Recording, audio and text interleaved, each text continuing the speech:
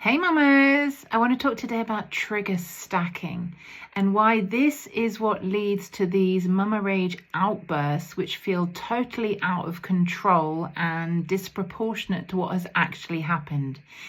And that's because triggers stack up. And weirdly, I learnt this phrase in my dog training class because the same thing happens with pets.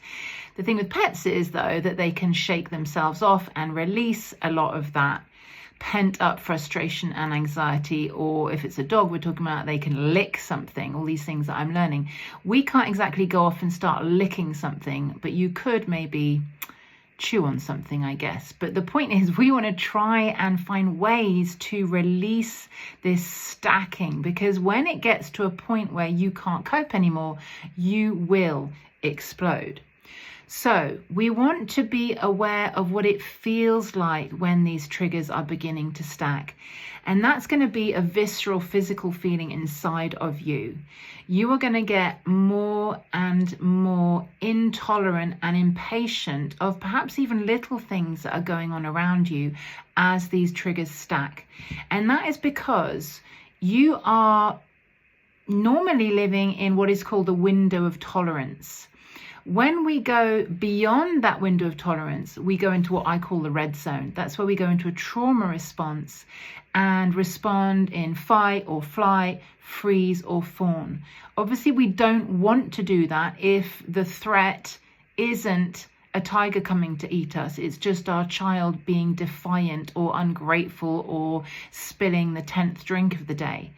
So we want to be really careful and aware of how we feel when we're both in the window of tolerance and how we feel as we're edging up towards the edge of that window of tolerance. That's going to be different for everyone, but often it can be that you're starting to grip your hands or hunch your shoulders or curl your toes. It can be a physical sensation of creating kind of resistance within your body.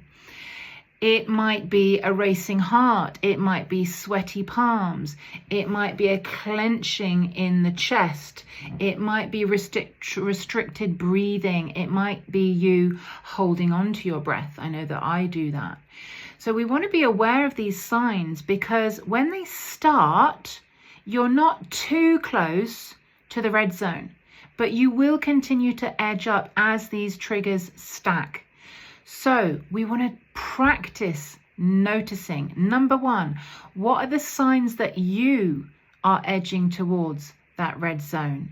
And number two, how can you learn ways of calming yourself down, like a dog would shake or lick something, which feel good to you, to bring you back from that edge where you can explode at any given moment into the middle of that window of tolerance. Now, that may look very different for different people.